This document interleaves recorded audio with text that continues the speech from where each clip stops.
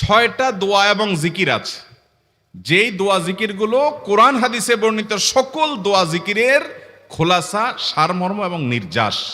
এই 6টাকে যদি কোনো মুসলমান নিয়মিত আঁকড়ে ধরে, তাহলে কোরআন এবং হাদিসের যত দোয়া এবং জিকির আছে কেমন যেন তার নির্যাসটা নিয়মিত সে আমল করলো।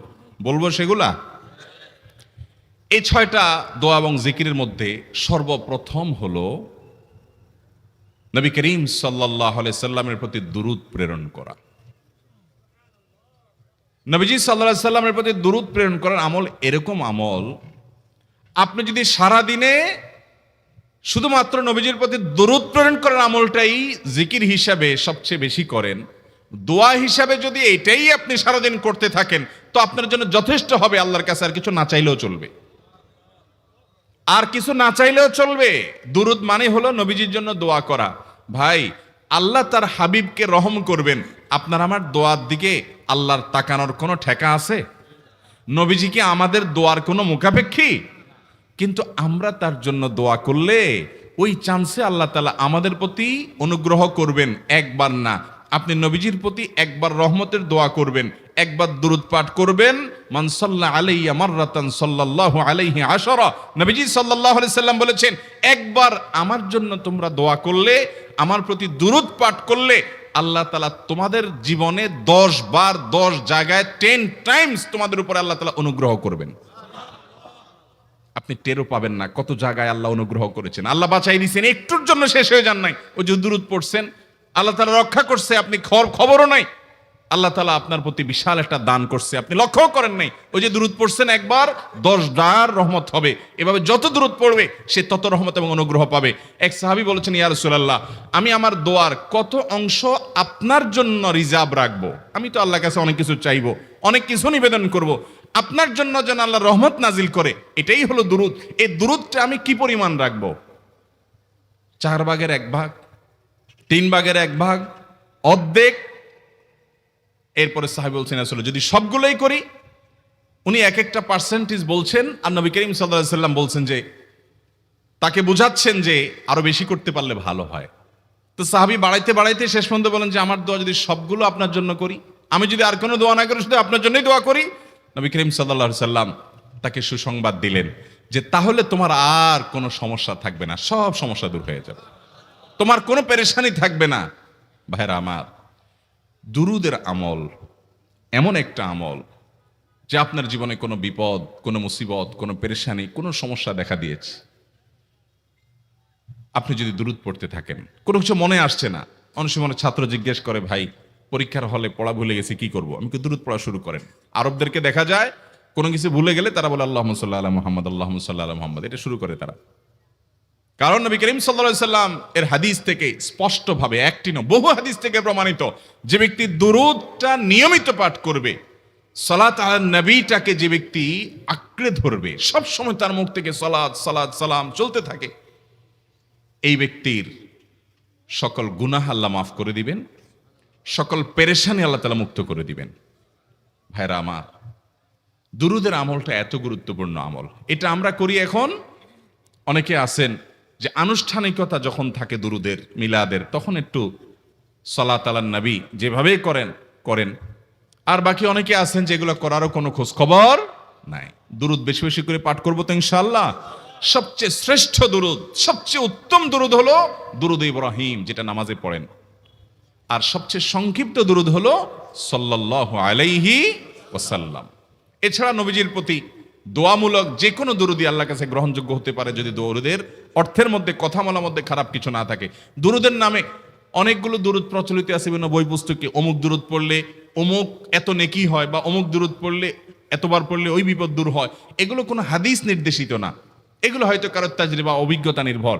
কিন্তু হাদিস নির্দেশিত দুরূদ হলো দুরূদ ইব্রাহিম, আর সবচেয়ে সংক্ষিপ্ত দুরূদ হলো সাল্লাল্লাহু আলাইহি সাল্লাম।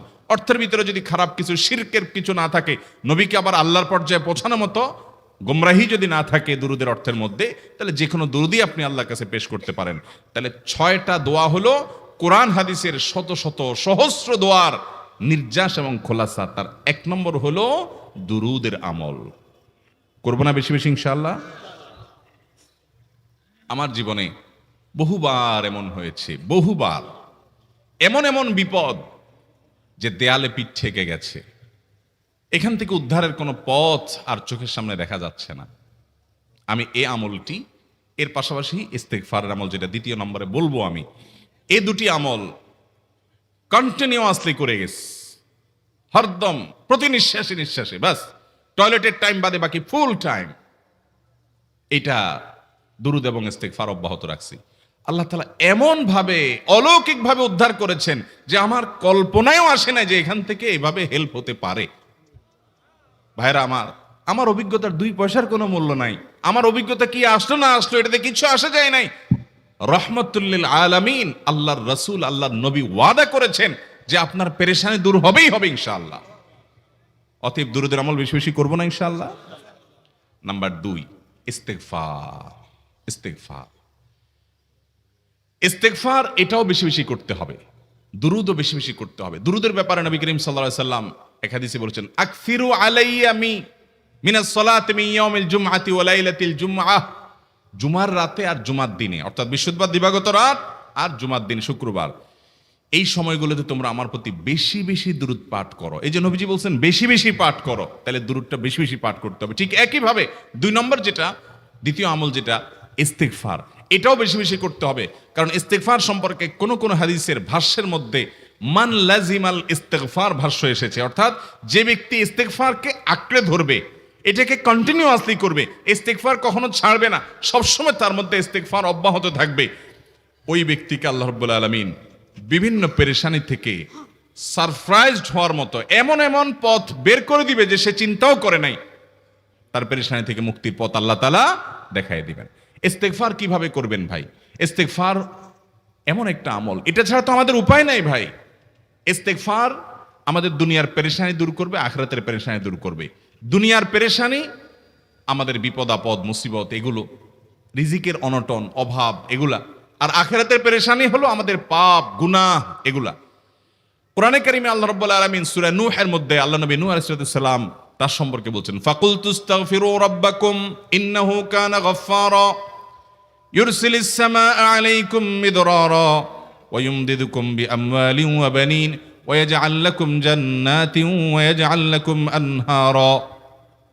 তিনি বলেন, আমি বলেছি আমার জাতিকে তোমরা ইস্তেগফার কাছে ইস্তেগফারটা করতে থাকো। রুটি রুজি নাই, চাকরি নাই, ইনকাম নাই, ব্যবসা খারাপ যাচ্ছে, পেরেশানি হচ্ছে, ইস্তেগফার ধরো, কি হবে? ইন্নাহু কানা গাফফারা। যদি ইস্তেগফার করো, 1 নম্বর লাভ হলো আল্লাহ মাফ করে দিবেন গুনাহ। ইউরসিলিস সামাআ আলাইকুম মিদরারা, যাতে ফসল ভালো হয়, রিজিক ভালো হয় সেই ব্যবস্থা আল্লাহ করবেন। ওয়া ইউমদিদুকুম বিআমওয়ালিন ওয়া বানিন, ছেলে মেয়ে হয় না অথবা ভালো ছেলে মেয়ে নাই, আল্লাহ তাআলা নেক সন্তান দিয়ে তোমাকে শক্তিশালী করবেন, সম্পদ দিয়ে শক্তিশালী করবেন। ওয়া ইয়াজআল লাকুম জান্নাতি ওয়া ইয়াজআল লাকুম আনহারা, আল্লাহ তাআলা প্রসবন দিবেন, ফসল দিবেন, বরকত দিবেন রুজিতে। কিসের মাধ্যমে? ইস্তেগফার। কিসের মাধ্যমে ভাই? ইস্তেগফার। আহা, ইস্তেগফারের আমল আমাদের দেশে মানুষ আমরা জানি না ভাই। এটাও আরবদেরকে আমি দেখেছি সারাক্ষণ তারা অবসর সময়গুলোতে ইস্তেগফার করতে থাকে, আস্তাগফিরুল্লাহ ওয়া আতুবু ইলাইহি, আস্তাগফিরুল্লাহ আস্তাগফিরুল্লাহ। মানে কি? আল্লাহর কাছে আমি ক্ষমা প্রার্থনা করি, আল্লাহর কাছে আমি মাপ চাই, আল্লাহর কাছে আমি তওবা করি, আল্লাহর দিকে আমি ধাবিত হই, আল্লাহর কাছে আমি ফিরে যাই, আস্তাগফিরুল্লাহ আস্তাগফিরুল্লাহ। আপনি বসে আছেন নিরিবিলি, ভাইরা আমার এখন আর নিরিবিলি বলতে কোনো সময় নাই, এখন আর ফ্রি টাইম নাই, এখন আর আমাদের অবসর টাইম নাই। আস্তাগফিরুল্লাহ কখন বলবো? মোবাইল টিপতে টিপতে টিপতে টিপতে, ফেসবুকের নোটিফিকেশন দেখতে দেখতে দেখতে, লাইক কমেন্ট গুনতে গুনতে আমাদের এখন কোনো ফুরসত নাই। বাহিরে তো নাই, টয়লেটে গেলেও তখন আমাদের ব্যস্ততা মোবাইল নিয়া, ফেসবুক নিয়া, ঘুমাইতে গেলেও আমাদের ব্যস্ততা। ও ভাই আমার, অথচ আমার হায়াত শেষ হয়ে যাচ্ছে, আমল নামার শূন্য খালি, ফেসবুক টিপাটিপিতে পরিপূর্ণ। আল্লাহর কাছে কি নিয়ে যাবেন? ইস্তেগফার করবেন তো ইনশাআল্লাহ? অবসর সময় ইস্তেগফার করবেন তো ইনশাআল্লাহ? নিরিবিলি আছেন, একাকী আছেন, ইস্তেগফার চালায় দেন। 10 সেকেন্ড টাইম পাইছেন, ইস্তেগফার শুরু করে দেন। ডাক্তারের কাছে গেছেন, ওয়েটিং এ আছেন, বসে আছেন, ইস্তেগফার করতে থাকেন।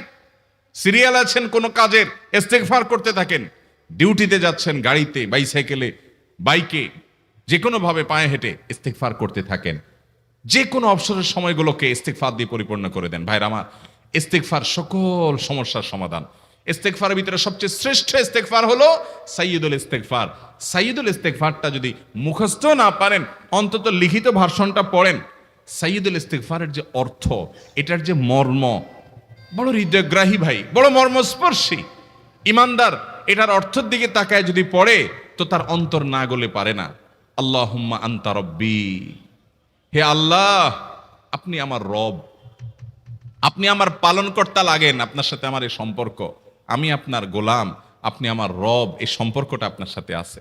আল্লাহুম্মা আনতা রব্বি লা ইলাহা ইল্লা আন্ত, ও আল্লাহ আপনি ছাড়া আমার ইবাদত, আমার গোলামি, আমার দাসত্ব, উপাসনার উপযুক্ত আর কেউ নাই। আল্লাহুম্মা আনতা রব্বি লা ইলাহা ইল্লা আন্ত খালাকতানি, আপনি আমাকে সৃষ্টি করেছেন। ওয়া আনা আবদুক, আল্লাহ আমি আপনার গোলাম। দেখেন কিভাবে আল্লাহর সাথে সম্পর্কটার কথা বলা হচ্ছে মুহাব্বতের সাথে।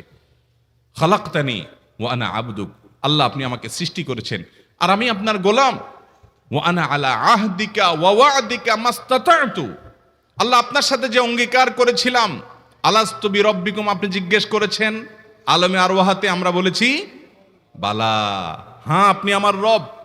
আপনাকে রব হিসাবে স্বীকৃতি দিয়ে আপনার গোলামি করার যে অঙ্গীকার আমরা করেছি, কালিমাতুশ শাহাদা যে আমরা পাঠ করেছি, এই যে আপনার সাথে কৃত অঙ্গীকার, রব হিসাবে স্বীকৃতি দেওয়ার পর, গোলাম হিসাবে মেনে নেওয়ার পর, আমি আপনার যে গোলামি করার কথা ছিল, ওয়া আনা আলা আহদিকা ওয়া ওয়া'দিকা মাস্তাতা'তু, যতটুকু পারছি আমি সে ওয়াদার উপরে থাকার চেষ্টা করছি আল্লাহ। ওয়া আনা আলা আহদিকা ওয়া ওয়া'দিকা মাস্তাতা'ত আবুউ লাকা বিনি'মাতিকা আলাই, আল্লাহ আমি স্বীকার করি আপনি আমার প্রতি অনেক নিয়ামত দিয়েছেন, অনেক নিয়ামত দিয়েছেন, এটা আমি স্বীকার করি। ওয়া আবুউ লাকা বিযামবি, আর আমি এও স্বীকার করি যে আল্লাহ অনেক অপরাধ, অনেক পাপ আমার দ্বারা হয়ে গেছে। ফাগফিরলি, অতএব আপনি আমাকে মাফ করে দেন। ফাইন্নাহু লা ইয়াগফিরুয যুনুবা ইল্লা আনতা, কারণ আপনি ছাড়া আর কেউ গুনাহ ক্ষমা করতে পারবে। ভাইরা আমার, অর্থের দিকে লক্ষ্য করে করে, মর্মটা বুঝে বুঝে একটু সাইয়্যিদুল ইস্তেগফার পড়েন। লেখা দেখে দেখে পড়েন, ইউটিউব থেকে দেখে দেখে পড়েন, কিন্তু পড়েন। আল্লাহুম্মা আনতা রাব্বি লা ইলাহা ইল্লা আন্ত খালাকতানি ওয়া আনা আবদুকা ওয়া আনা আলা আহদিকা ওয়া ওয়া'দিকা মাস্তাতা'তু আউযু বিকা মিন শাররি আবুউ লাকা বিনি'মাতিকা আলাইয়া ওয়া আবুউ লাকা বিযামবি ফাগফিরলি ফাইন্নাহু লা ইয়াগফিরুয যুনুবা ইল্লা আনতা। এটা হলো বড় ইস্তেগফার। এত বড় ইস্তেগফার পড়তে পারেন না, কোনো পেরেশানি নাই, কোনো অসুবিধা নাই। সবচেয়ে ছোট ইস্তেগফার হলো আস্তাগফিরুল্লাহ আস্তাগফিরুল্লাহ আস্তাগফিরুল্লাহ। আল্লাহ আপনার কাছে ক্ষমা চাই, কত ভুল হয়ে যায়, কত অন্যায় হয়ে যায়। ভাইরা আমার, এটা হলো রিমুভার। ভুল করে কিছু লিখছেন, রিমুভ করে ফেলছেন, শেষ হয়ে গেছে। আপনি ঘন ঘন ইস্তেগফার পড়তে থাকেন, অগণিত ভুল হয়, অগণিত ত্রুটি হয়, বারবার ইস্তেগফার এগুলোকে সবগুলোকে শেষ করে দেয়। ভাইরা আমার, নিরাপত্তা এনে দেয়। আল্লাহ কোরআনে কারিমে বলেছেন যে আপনার রব আপনার কওমের প্রতি আযাব নাজিল করবেন না যদি আপনি থাকেন, আর যদি তারা ইস্তেগফারে রত রাখে তাহলে গণ আযাব আল্লাহর পক্ষ থেকে আসবে। অতএব ভাইরা আমার, ইস্তেগফার বেশি বেশি করতে হবে। 6টা আমল, 6টা জিকির, দোয়া হলো শত শত হাজার দোয়া এবং জিকিরের সান্নিধ্যাসের। দ্বিতীয়টা হলো ইস্তেগফার। চেষ্টা করবো না ইনশাআল্লাহ ইস্তেগফার করার, চলতে ফিরতে আস্তাগফিরুল্লাহ ওয়া আতুবু ইলাইহি, অথবা শুধু আস্তাগফিরুল্লাহ। আরেকটা ইস্তেগফার হাদিসে বর্ণিত, আস্তাগফিরুল্লাহাল্লাযী লা ইলাহা ইল্লা হুয়াল হাইয়ুল কাইয়্যুম ওয়া আতুবু ইলাইহি ওয়া লা হাওলা ওয়া লা কুওয়াতা ইল্লা বিল্লাহ। এটাও ইস্তেগফার। তাহলে একটা বড় ইস্তেগফার, একটা মিডিয়াম, একটা ছোট, যার যেটা সুবিধা হয় এটা পড়েন। বড়টা হলো সাইয়্যিদুল ইস্তেগফার, সবচেয়ে শ্রেষ্ঠ ইস্তেগফার যেটা হাদিসে বর্ণিত হয়েছে। সাইয়্যিদুল ইস্তেগফার নবীজি সকাল সন্ধ্যা পাঠ করতেন, বিভিন্ন সময় পাঠ করতেন, রাতে পাঠ করার কথা বলতেন। সাইয়্যিদুল ইস্তেগফার পাঠ করলে আল্লাহ রাব্বুল আলামিন ওই দিনে, ওই রাতে, ওই ব্যক্তি মারা গেলে তার সব গুনাহ খাতা মাফ করে তাকে জান্নাত দিবেন ইনশাআল্লাহ। অতএব ভাইরা আমার, সাইয়্যিদুল ইস্তেগফার সবচেয়ে বড়, আস্তাগফিরুল্লাহাল্লাযী লা ইলাহা ইল্লা হুয়াল হাইয়ুল কাইয়্যুম ওয়া আতুবু ইলাইহি ওয়া লা হাওলা ওয়া লা কুওয়াতা ইল্লা বিল্লাহ। এটা হলো মাঝারি ধরনের। আর সবচেয়ে ছোট ইস্তেগফার হলো আস্তাগফিরুল্লাহ ওয়া আতুবু ইলাইহি। তাহলে 6 আমলের কয়টা গেল? 2টা। প্রথমটা হলো দুরূদ আর দ্বিতীয়টা হলো ইস্তেগফার। নাম্বার 3, এটা আমাদের বেশিরভাগ মানুষ জীবনে হয়তো শুনেনও নাই, অনেকে হয়তো শুনছেন, আমল করা হয় না। খুব সীমিত সংখ্যক আল্লাহর বান্দার আমলের তৌফিক হয়। সেটা হলো ইয়া যাল জালালি ওয়াল ইকরাম। এটা একটা জিকির, আল্লাহ তাআলাকে ডাকা, আহ্বান করা, এটাই জিকির। ইয়া যাল জালালি ওয়াল ইকরাম। নবী করিম সাল্লাল্লাহু আলাইহি সাল্লাম বলেছেন, আলিজু বিয়া যাল জালালি ওয়াল ইকরাম। তোমরা ইয়া যাল জালালি ওয়াল ইকরাম এটাকে আঁকড়ে ধরো, এটাকে নিয়মিত করো, বেশি বেশি করে বলতে থাকো এটাকে, সব সময় এটাকে মুদাওয়ামাতের সাথে কন্টিনিউয়াসলি এটা বলতে থাকো, ইয়া যাল জালালি ওয়াল ইকরাম। অনেক উলামায়ে কেরাম, মুহাদ্দিসিনে কেরাম ইয়া যাল জালালি ওয়াল ইকরাম কেন নবীজি এত বেশি বলতে বলেছেন, এটার মাধ্যমে আমাদের লাভটা কি, এর ব্যাখ্যা করতে গিয়ে বলেছেন ইয়া যাল জালাল মানে হলো হে মহান, মহান বড়ত্বের অধিকারী, হে জালালের অধিকারী, হে জালাল। ওয়াল ইকরাম হে দানশীল। তাহলে প্রথম বাক্যে আল্লাহর বড়ত্বের কথা স্বীকৃতি দিয়ে প্রশংসা করা হয়, আর দ্বিতীয় বাক্যে হে দানশীল বলে আল্লাহ তাআলার কাছ থেকে চাওয়া হয় যে আপনি যেহেতু দানশীল এবং আপনি যদি মহান, অতএব আপনি আমাকে দান করেন। এটা ডাকলেই, আল্লাহকে এই বলে ডাকলেই চাওয়া হয়ে যায়। এই জন্য বেশি বেশি করে ইয়া যাল জালালি ওয়াল ইকরাম পড়তে হবে। অনেকে হয়তো নতুন শুনেছেন, আজকে থেকে শুরু করে দিবেন ইয়া যাল জালালি, সকাল বিকাল মনে থাকে না তো লিখে লিখে ওয়ালে টাঙ্গায়া দেন। বাসা বাড়িতে এমন জায়গায় লিখে রাখেন তাকাইলে নজরে পড়ে, কারণ মোবাইলে আমাদেরকে সবকিছু ভুলায় দেয়, দুনিয়ার ব্যস্ততা সব ভুলায় দেয়। এই জন্য বেশি বেশি ইয়া যাল জালালি ওয়াল ইকরাম পড়বো। 3টা হয়ে গেল। নাম্বার 4 নম্বর যে দোয়া এবং জিকির করতে নবী করিম সাল্লাল্লাহু আলাইহি সাল্লাম সব সময় আমাদেরকে উৎসাহ দিয়েছেন, অনুপ্রেরণা দিয়েছেন। এবং ইবনে সাদি রাহিমাহুল্লাহ তিনি 6টা নির্যাস দোয়া এবং জিকির যে বলেছেন তার 4 নম্বর হলো লা হাওলা ওয়ালা কুওয়াতা ইল্লা বিল্লাহ। লা হাওলা ওয়ালা কুওয়াতা ইল্লা বিল্লাহ। লা হাওলা ওয়ালা কুওয়াতা ইল্লা বিল্লাহ এটা হলো সারেন্ডার করা, আল্লাহর কাছে সারেন্ডার করা, আত্মসমর্পণ করা।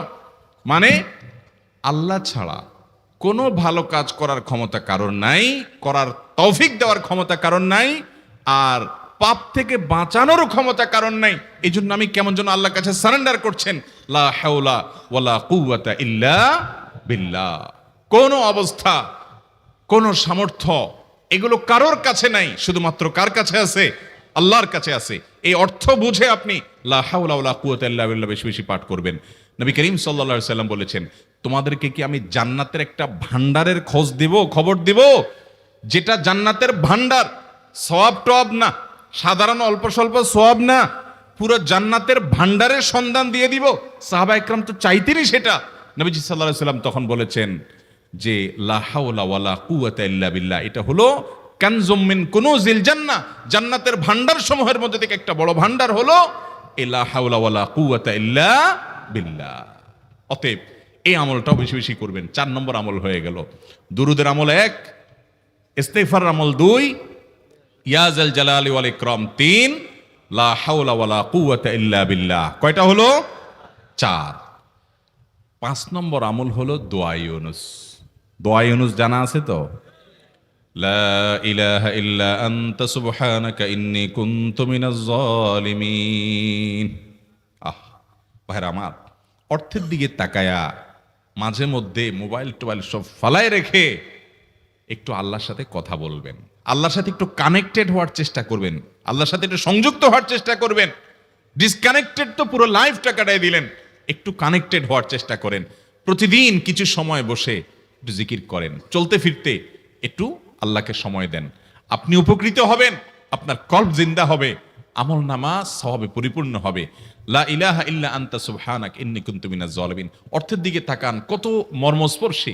লা ইলাহা ইল্লা আনতা, আল্লাহ আপনি ছাড়া কোনো সত্যিকারের মাহবুদ নাই, উপাস্য নাই।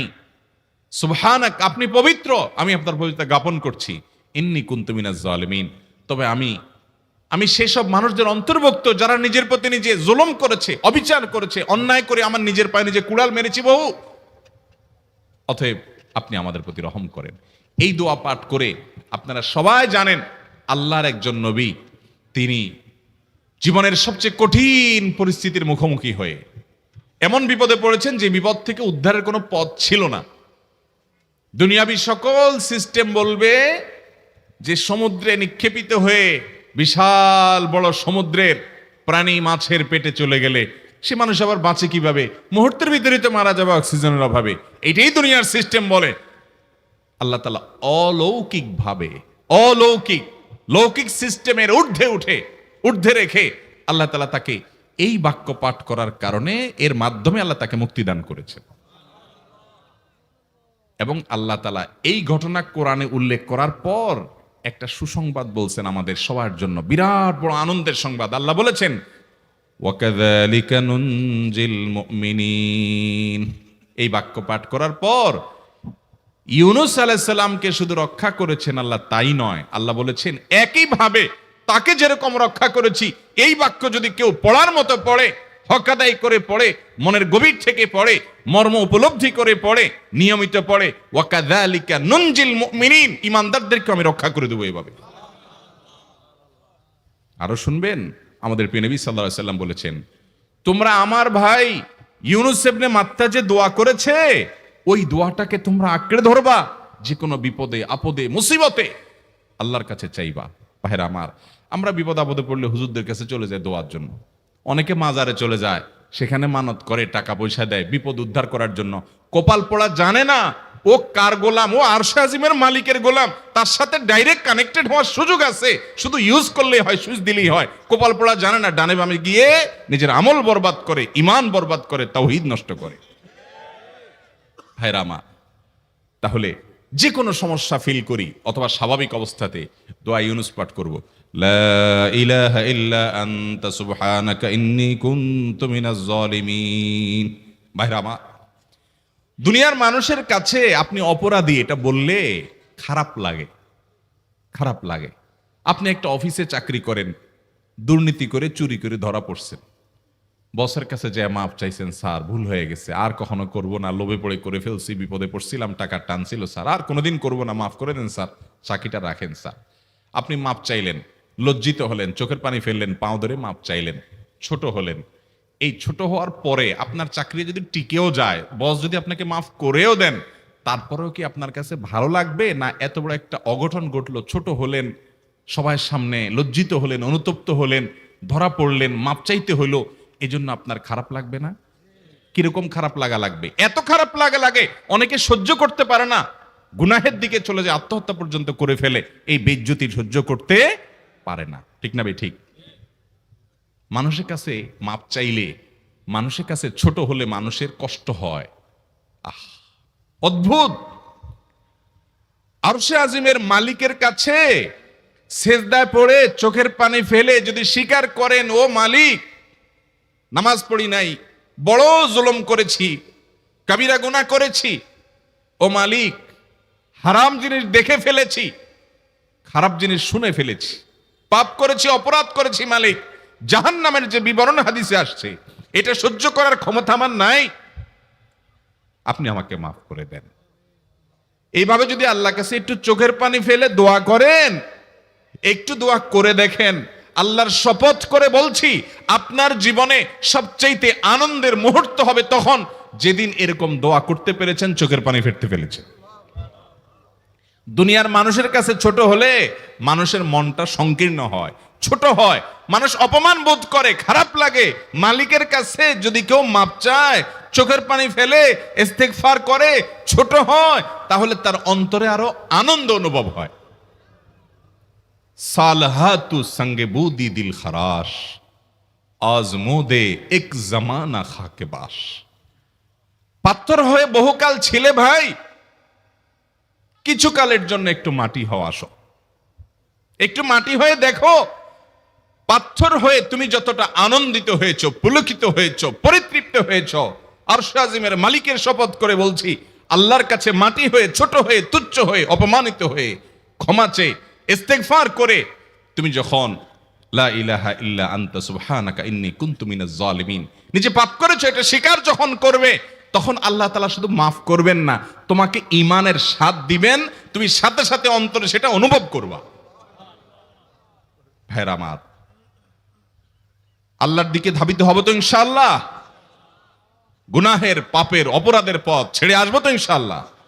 লা ইলাহা ইল্লা আনতা সুবহানাকা ইন্নী কুনতু মিনাজ জালিমিন।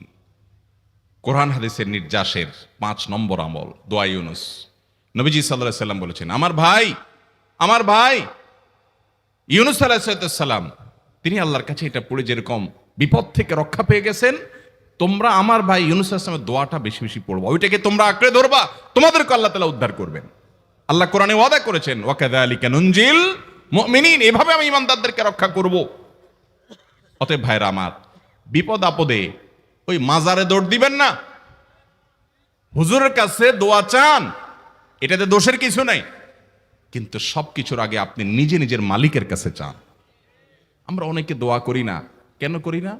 আমরা মনে করি যাই রে, আমি এত গুনাহগার মানুষ, আমার দোয়া কবুল হবে, এই জন্য হুজুরের কাছেই শুধু যায়, যে হুজুর যদি কিছু বলে দেয়।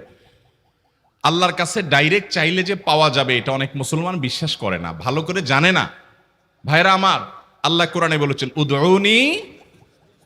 উদউনি আস্তাজিব লাকুম, তোমরা আমার কাছে দোয়া করো, আমি কবুল করব, ওয়াদা করেছেন আল্লাহ তাআলা। আমার রব কি ওয়াদার খেলাফ করে? আমাদের রব ওয়াদার খেলাফ করে?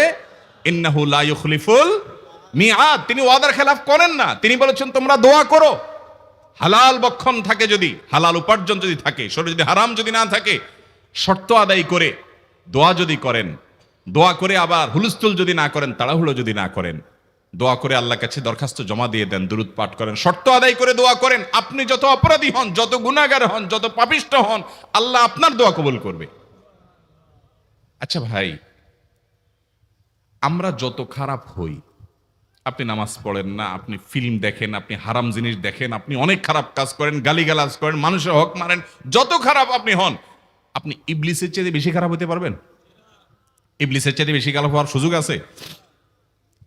খারাপের বাপ সে, তার মতো খারাপ তো আপনি চাইলেও হইতে পারবেন না, ঠিক না বে ঠিক?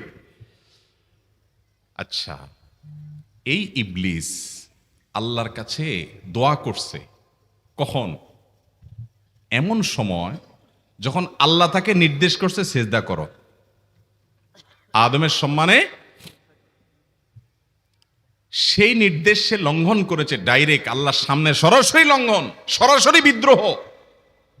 আপনার সামনে আপনার ছেলে, আপনার কর্মচারী, আপনার কাজের লোক ডাইরেক্ট যদি একটা জিনিস বলে পারবো না, কি পরিমাণ মেজাজ আপনার গরম হবে চিন্তা করেন। অথচ আপনিও মানুষ, সেও মানুষ, আর আল্লাহ হলেন সৃষ্টিকর্তা, এ হলো সৃষ্টি। সে যুক্তি দেখায়, খালাক্তানি মিন নার ওয়া খালাক্তাহু মিন তিন, আমারে আগুন থেকে তৈরি করছেন, তারে মাটি থেকে তৈরি করছেন, আমি কেন তারে সিজদা করব? তর্ক যুক্তি হাজির করে আল্লাহর নির্দেশকে আল্লাহর সামনে লঙ্ঘন করেছে। কত ডেঞ্জারাস সিচুয়েশন বুঝেন, কি পরিমাণ রাগ আল্লাহ রাব্বুল আলামিন হওয়ার কথা। তার তো গুণবাচক নাম শুধু রহমান রহিম না, তার গুণবাচক নাম আছে কি? কাহার, জব্বার। তো আল্লাহ রাব্বুল আলামিনের এই গুণবাচক নামও তো আছে। তিনি হচ্ছে প্রচন্ড রকমের কাহারের অধিকারী। তো আল্লাহর সামনে ডাইরেক্ট তার আদেশকে লঙ্ঘন করেছে, হঠকারিতা দেখিয়েছে, অহংকার করেছে, দম্ভ দেখিয়েছে, এত বড় বেয়াদবি করেছে। ওই টাইমে আল্লাহ তাআলা তো রাগ হওয়ার কথা। ওই রাগের সময়, ওই কঠিন সময় ইবলিস যখন আল্লাহ তাকে বললেন, যাও ফখরুজ মিনহা ফাইন্নাকা রাজিম, জান্নাত থেকে বের হও, তুমি বিতাড়িত, আল্লাহ রাগ হয়ে তাকে জান্নাত থেকে বের করে দিলেন। ভাইরা আমার, এই রকম সময় পর্যন্ত ইবলিস দোয়া করে বসছে। কি দোয়া করছে? রব্বি আনজিরনি ইলা ইয়াউমি ইউবআসুন, আল্লাহ আমাকে সুযোগ দেন, কিয়ামত পর্যন্ত হায়াতটা দেন আমারে, দোয়া করে বসছে। কিন্তু আল্লাহ তাআলা কি করছেন? আল্লাহ বলছেন, তো বড় সাহস তোর বেটা, মাত্র সিজদা করতে বলছেন করলি না, কমবখত, আবার দোয়া করস? আল্লাহ সেটা বলেন নাই। আল্লাহ কি করছেন? ইন্নাকা মিনাল মুনজারিন, যাও তোমাকে সুযোগ দেয়া হলো। সুবহানাল্লাহ। ইবলিস যদি আল্লাহর রাগ হওয়ার মতো সময়ে, ক্রোধ হওয়ার মতো সময়ে আল্লাহর সামনে আল্লাহর সরাসরি অবাধ্য হয়ে আল্লাহ তাকে বের করে দিচ্ছেন বিতাড়িত শয়তানকে, ওই টাইমে যদি দোয়া করার পর ইবলিসের দোয়া কবুল হয়, ও মুসলমান, আপনি আল্লাহর গোলাম হিসেবে নিজেকে স্বীকার করেন, আপনি যত পাপিষ্ঠ হন না কেন, আপনার দোয়া কেন কবুল হবে না? আল্লাহর কাছে দোয়া করবো না ইনশাআল্লাহ? ইবলিসই আমাদেরকে বুঝায়, ফুসলায়, তুই কোন মুখে দোয়া করবি আল্লাহর কাছে? তোর নামাজের ঠিক নাই, তোর ইবাদতের ঠিক নাই, এত আকাম কুকাম করস ফেসবুকে, ইউটিউবে, তোর মতো 2 নম্বর একটা মানুষ, কোন মুখে আল্লাহর কাছে দোয়া করবি? থাক, দোয়া করিস না, আমি কেমনে এই মুখ নিয়ে দোয়া করবি? এটা যখন আপনার মনের ভিতরে আসে, তখন বুঝবেন যে মিস্টার ইবলিস অ্যাক্টিভ হয়ে গেছে আপনার শরীরে। কথা কি বুঝাতে পারছি? আল্লাহর কাছে দোয়া করবেন তো ইনশাআল্লাহ। এই 6টা দোয়া জিকিরের 5 নম্বর দোয়া ইউনুস, অর্থ সহকারে বুঝে বুঝে আল্লাহর কাছে চাইবেন এবং দোয়া করবেন। 6 নম্বর হলো সুবহানাল্লাহ, আলহামদুলিল্লাহ, লা ইলাহা ইল্লাল্লাহ, আল্লাহু আকবার। এই বাক্যগুলো দেখবেন ঘুরে ফিরে নবী করিম সাল্লাল্লাহু আলাইহি ওয়াসাল্লাম সারাদিন পড়তেন। 5 ওয়াক্ত নামাজের পরে 33 বার দেখবেন। আবার দেখবেন সকাল সন্ধ্যায় সুবহানাল্লাহি ওয়া বিহামদি 100 বার, সুবহানাল্লাহি ওয়াল হামদুলিল্লাহ, আল্লাহু আকবার 100 বার। আবার এগুলো মাঝে মধ্যে 10 বার, রাতের শোয়ার সময় 33, 34 বার। বিভিন্ন সময় দেখবেন ঘুরে ফিরে এই সুবহানাল্লাহ, আলহামদুলিল্লাহ, লা ইলাহা ইল্লাল্লাহ, আল্লাহু আকবার, এগুলো একটা মিজানের পাল্লাকে পরিপূর্ণ করে দেয়। কোনোটা আসমান এবং জমিনের মধ্যবর্তী জায়গায় সওয়াব দিয়ে পরিপূর্ণ করে দেয়। এত বেশি ফজিলতপূর্ণ জিকির। এই জন্য পুরো কোরআন হাদিসের দোয়া এবং জিকিরের নির্যাসের শেষ এবং 6 নম্বর হলো বেশি বেশি করে দিন রাত 24 ঘন্টা যখন সুযোগ পাবেন, যেখানে যেখানে হাদিসে যে সংখ্যা বলা আছে ওটাতে করবেনই, ওর বাইরেও বেশি বেশি করে সুবহানাল্লাহ, আলহামদুলিল্লাহ, ওয়া লা ইলাহা ইল্লাল্লাহ, আল্লাহু আকবার বেশি বেশি করব না ইনশাআল্লাহ। আবারও বলছি, পুরো কোরআন হাদিসের দোয়া এবং জিকিরের নির্যাস 6টির একটি হলো, এটি ইবনে সাঈদী রাহিমাহুল্লাহর গবেষণা, তার গবেষণার আলোকে তিনি এটা পেশ করেছেন। এটি আবার কোন হাদিস থেকে নির্যাস বের করে দেওয়া হয়েছে সে নয়, এটা একজন মুফাসসিরের গবেষণা। তিনি বলেছেন কোরআন হাদিসে যত দোয়া বলা হয়েছে সবগুলার মর্ম কথা এর মধ্যে চলে আসে। তাছাড়া নবী সাল্লাল্লাহু আলাইহি সাল্লাম এবং কোরআনে এইগুলাকে বেশি বেশি করতে বলেছেন। আলিজ্জু, আকফিরু, মান লাজিমা, এই শব্দগুলো ব্যবহার করা হয়েছে। এই জন্য এগুলো বেশি বেশি করে করতে হবে। এই যে শেষেরটা নবী সাল্লাল্লাহু আলাইহি ওয়াসাল্লাম সবসময় বিভিন্ন জায়গায় করতেন। আবারও বলছি, নাম্বার 1 দুরুদ, নাম্বার 2 ইস্তিগফার, নাম্বার 3 ইয়া যাল জালালি ওয়াল ইকরাম, নাম্বার 4 লা হাওলা ওয়ালা কুওয়াতা ইল্লা বিল্লাহ, জান্নাতের ভান্ডার এটা। নাম্বার 5 লা ইলাহা ইল্লা আনতা সুবহানাকা ইন্নী কুনতু মিনাজ জালিমিন, বিপদ না আসলেও স্বাভাবিক অবস্থায় পড়বেন। নাম্বার 6 সুবহানাল্লাহি ওয়াল হামদুলিল্লাহি ওয়া লা ইলাহা ইল্লাল্লাহু আল্লাহু আকবার। নিয়মিত করব তো ইনশাআল্লাহ। আল্লাহ আমাকে আপনাকে আমাদের সবাইকে আমল করার তৌফিক দান করুন, সব সময় জিকিরের মধ্যে থাকার তৌফিক দান করুন। জাযাকুমুল্লাহু খায়রা ওয়া আখিরু দাওয়ানা আলহামদুলিল্লাহি রাব্বিল আলামিন।